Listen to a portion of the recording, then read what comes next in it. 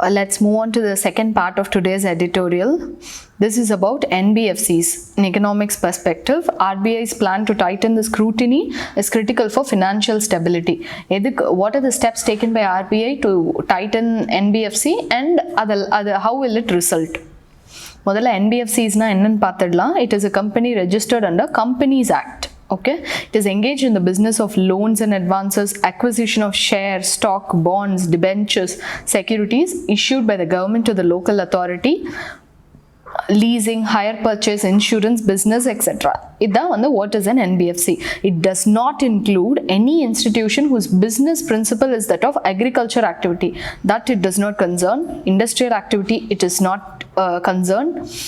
Purchase or sale of any goods or providing any services of immovable property. It is not included in the purview of NBFC.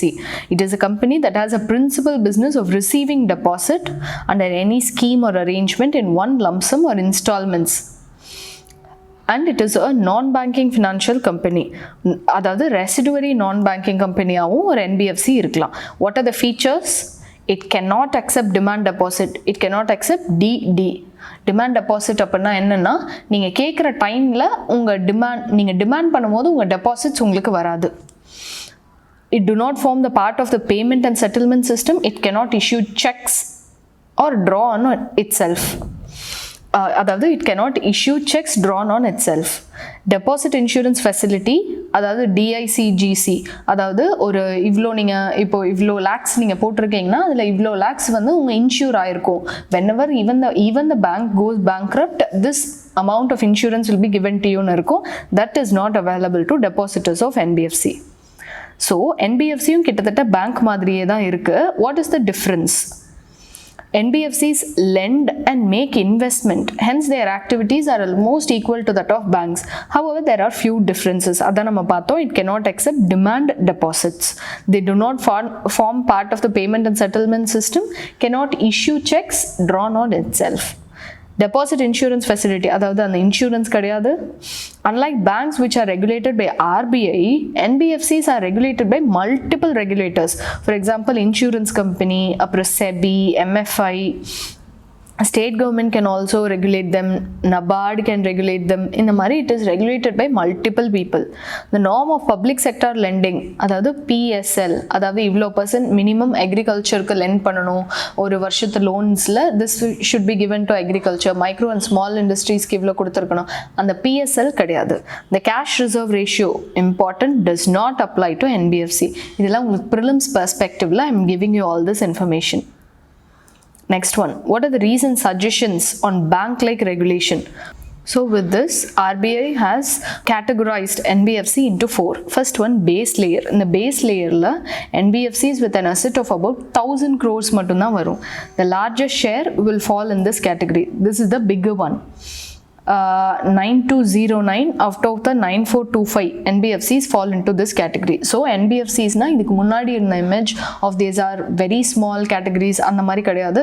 See, 9209 out of 9425 fall under this category only. These non-bank lenders will have least stringent regulation, adhaadu they'll have a lot of space to operate. Middle layer, this will include all NBFCs classified as systemically important and all deposit taking NBFC. Based on their discussion, it will see least disruption in terms of regulatory changes. Idhula periya changes irukadu. Upper layer, it will be made up of the top 25 to 30 NBFCs identified as systemically significant.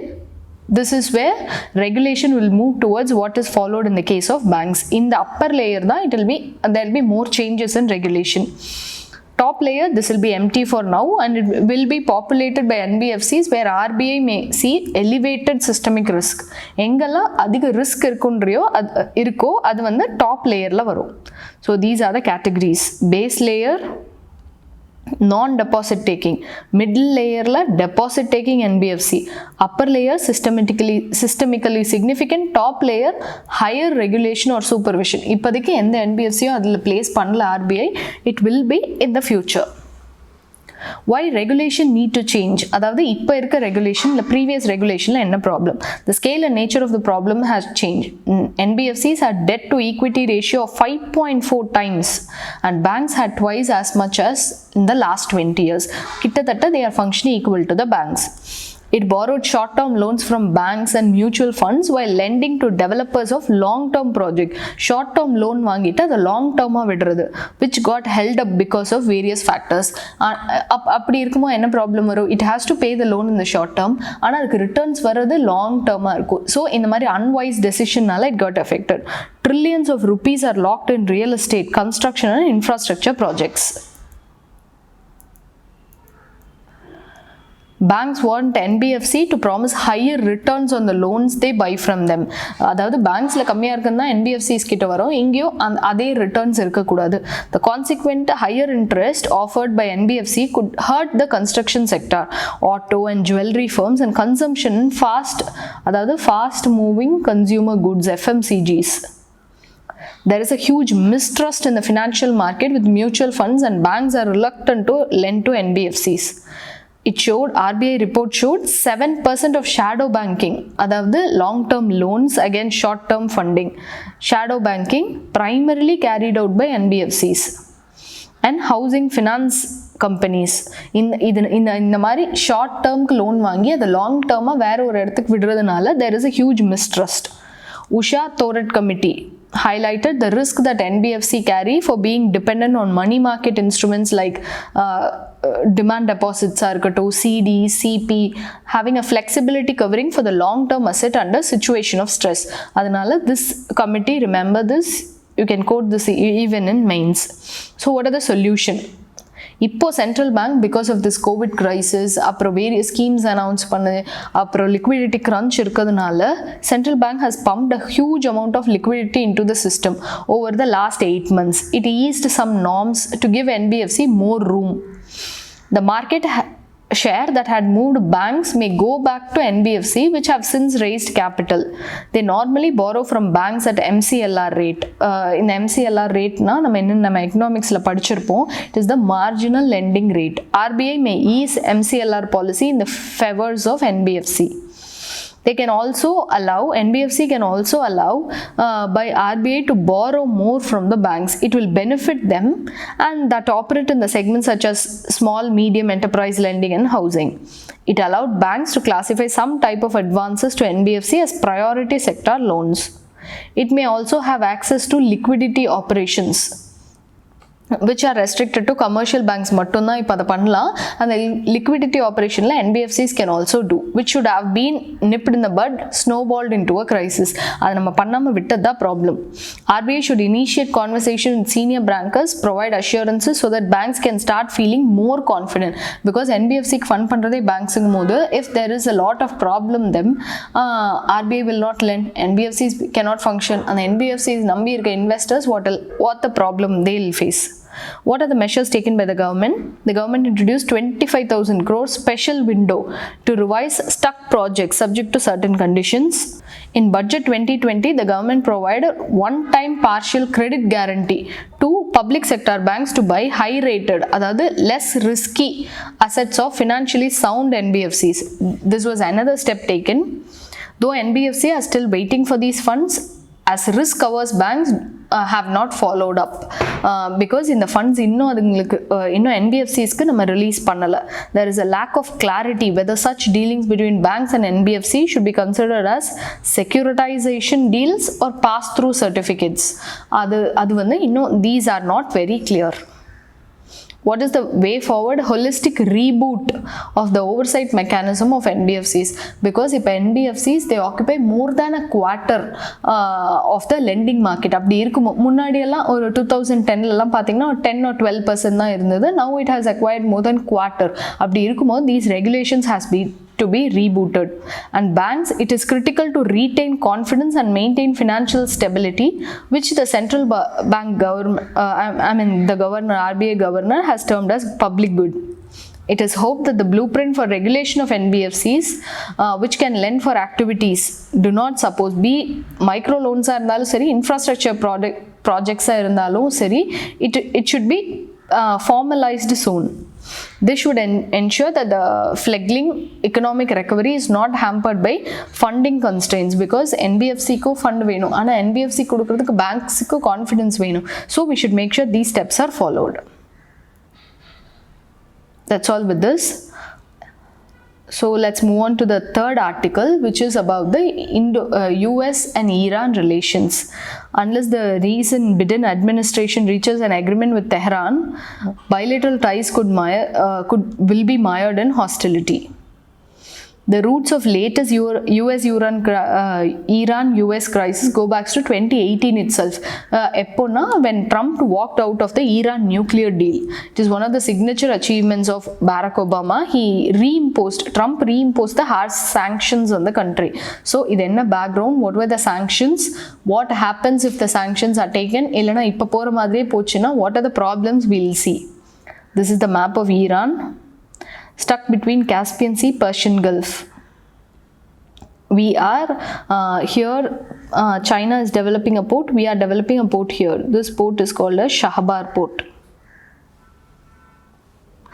China is developing the port called as Gwadar.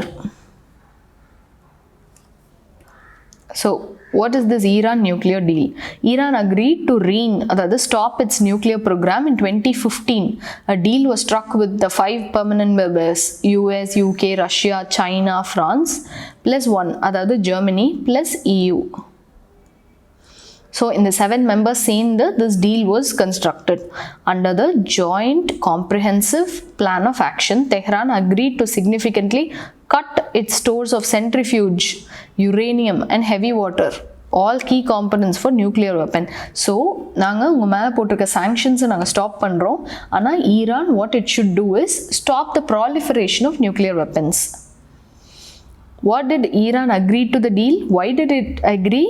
It had been a hit with devastating economic sanctions by United Nations, US, European Union. இவங்க எல்லாருமே Iran வந்து nuclear weapons promulgate பண்றாங்க அப்படின்னு சொல்லிட்டு they started imposing sanctions.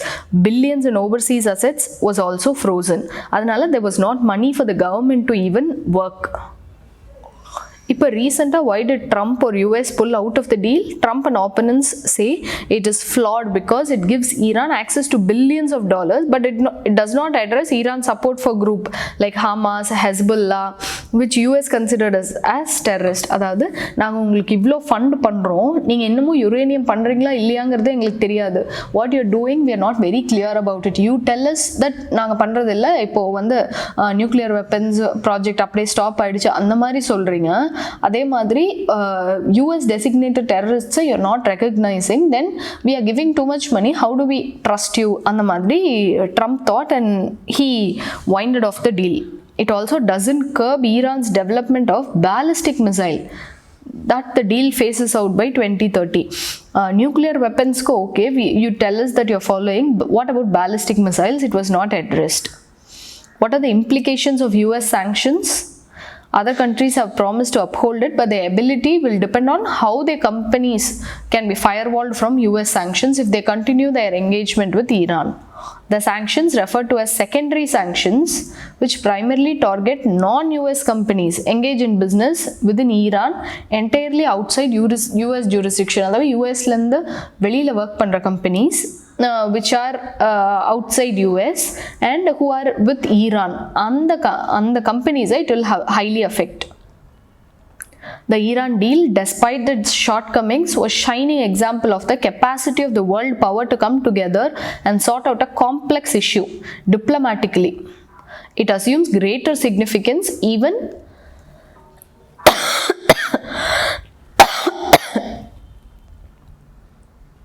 given the recent wars and chaos in West Asia. அப்படி இருக்கும்போது இவ்வளோ ஒரு ஹார்ட் லைன்ட் ஒரு இவ்வளோ ஒரு கன்வின்ஸ் பண்ணுறது கஷ்டமான இருந்த ஒரு விஷயத்தை ஒரு காம்ப்ளெக்ஸ் இஷ்யூவை how world leaders charted it out. அதுக்கு ஒரு எக்ஸாம்பிளாக it was a deal.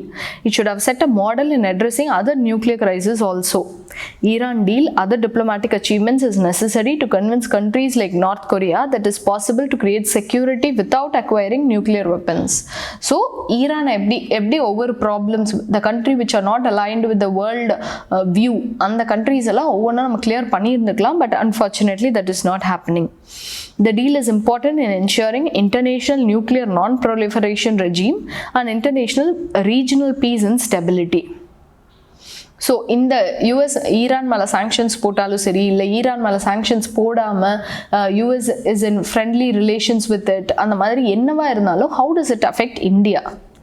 India is heavily dependent on energy imports from the region because we maintain a good relationship with them. Though there are few ups and downs, the relationship is more or less okay, including from Iran. Some of India's major refineries are geared to Iranian oil. We are highly dependent on oil from Iran. Thus, there are costs which India would need to incur if she scales down the import of oil from Iran. So, if world leaders ellarume they are imposing sanctions, India mattu sanctions impose pannalana, we have to face the wrath of the world leaders. Appadi illana, we have to face the shortage of supply of oil from Iran. Idu rendu crisis it's not good for India. At the same time, India has a longer-term strategic interest in Iran, including the port of Shahabar, to counter the Chinese influence. However, India would need to weigh against the strategic relationship she has with US. India would need to balance her interests very carefully, that is with Iran and US, and we should make sure that it is balanced on both the sides. There is an energy cost that India pays each time her energy supplies are impacted. For example, if Saudi la edavadhu problem na angandu var oil supplies affect ana, finally even the common man in India will be affected. For example, India was receiving oil from Venezuela.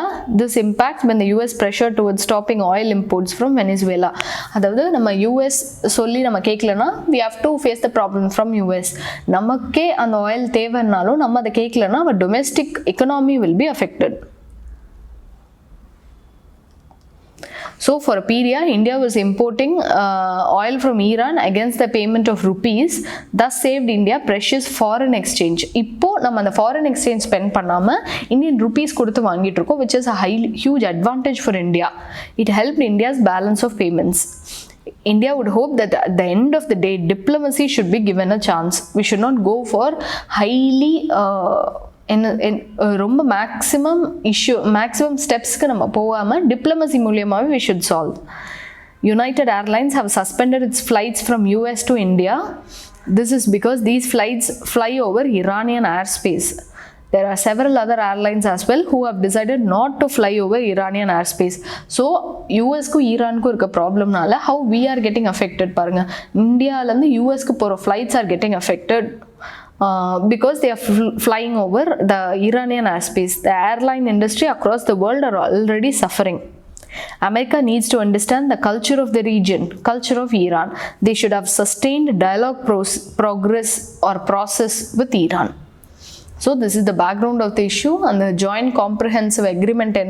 What are the countries that signed it? What will happen if the sanctions are imposed on Iran? What will happen if the sanctions are taken off? Or if US and Iran enjoys a friendly relationship, all the countries will be benefiting. Abdi illana, how will it affect India? How will it affect Indian economy? How the common man even will get affected? Adha idhila paathom. So let's move on to the next video.